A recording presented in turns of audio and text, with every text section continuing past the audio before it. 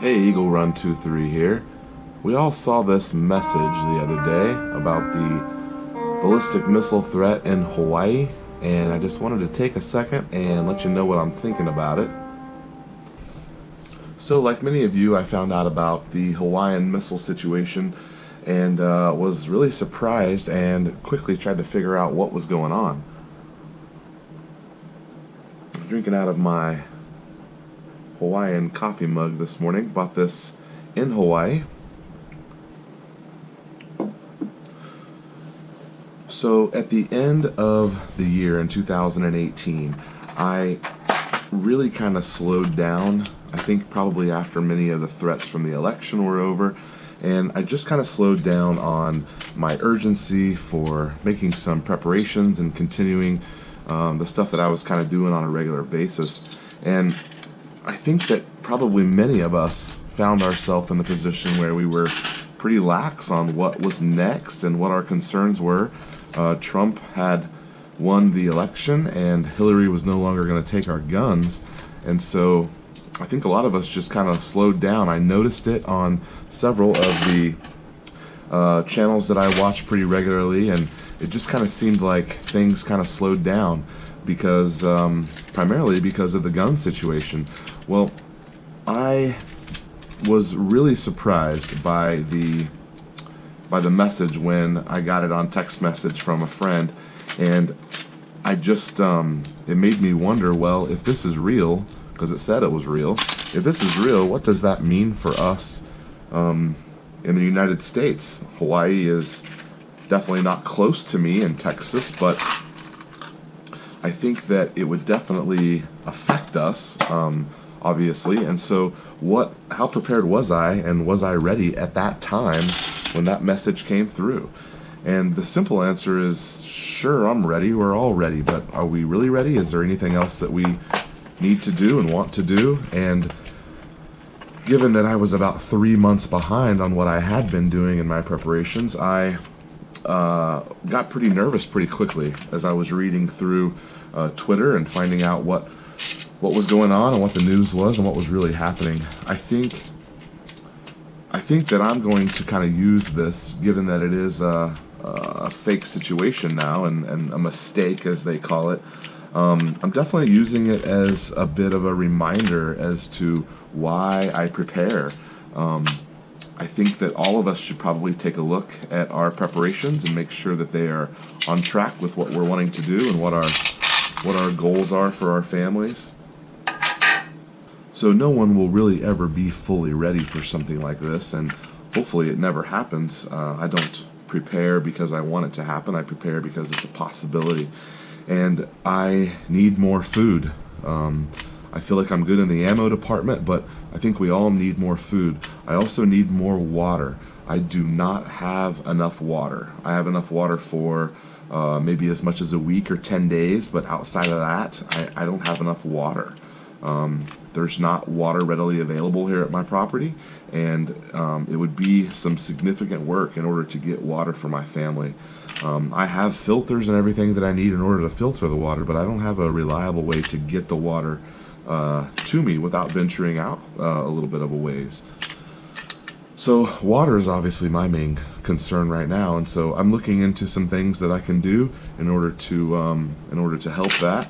And we'll just kind of have to see how that goes, and I'll share that with you as I come across it and make a better plan. So the next thing on my list, I'm wondering, how did this happen? So how did this message get sent out in the first place? And apparently there are about three, well, it depends on who you're talking to. Apparently there's about 3 to 5 different checks that are supposed to happen before a message like this can get sent out, or should get sent out. Now, obviously, it got sent out, so something somewhere broke down.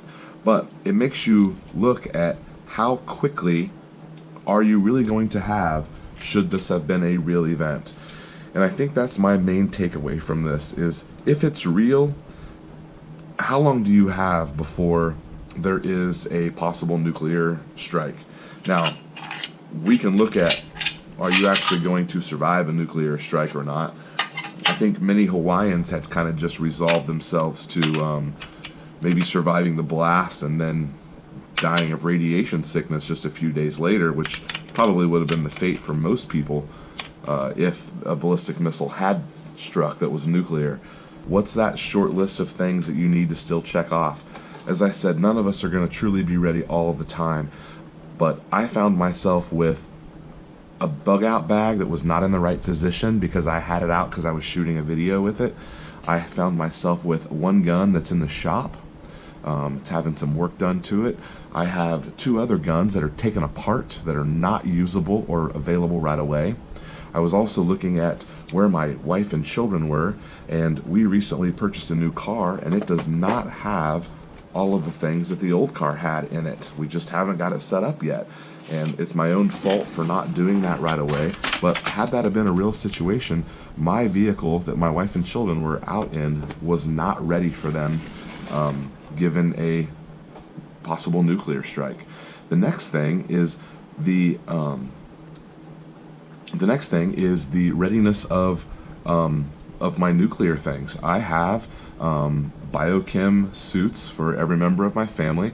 We have biochem masks for every member of my family, but they were put away. They were not readily accessible. I have since moved them to a better location that's a little bit easier to get to, and I also need to go through and check my filters. I have not looked at my nuclear filters in a very long time. And since the things that have come up with North Korea, I probably should have had those in a little bit of a better spot. So those are being moved to a better spot. I'm going to be purchasing another round of filters so that we can have an extended amount of time with our filters. I only have enough for all four of us to have to wear our masks for 3 days. So I would like to extend that out a little bit longer. In Texas, depends on where the strike happens. I don't know that we're on the top list for anybody, but we might not be too far down from the top. The next thing is I need to fix the bags that are in the vehicles. The bag that is in my truck is a camo bag. I have since purchased a more plain hiker athletic bag that I will use for my main bug out bag. After reading some and looking into it some more, I no longer want a camo bag as my truck bag. So there'll be a video on that coming up as I redo my truck bag. I'm also going to update the black backpack that is in my wife's vehicle. And realistically, if it's a nuclear attack, there's probably not a whole lot we can do anyway. But as preppers, we want to do everything that we can, and so if we can, then we should. So in closing, had that message have been delivered to your phone in your area right now, what would you have done? The people of Hawaii did not know how long the message did not say.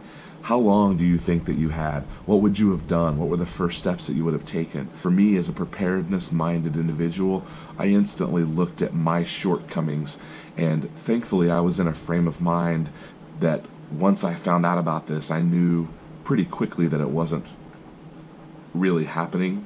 I was able to go through and make a list of what things hit my mind first, what was I worried about, what can I do right now to fix those things in order to get this to a situation that was going to be manageable for my family, or as manageable as it could be.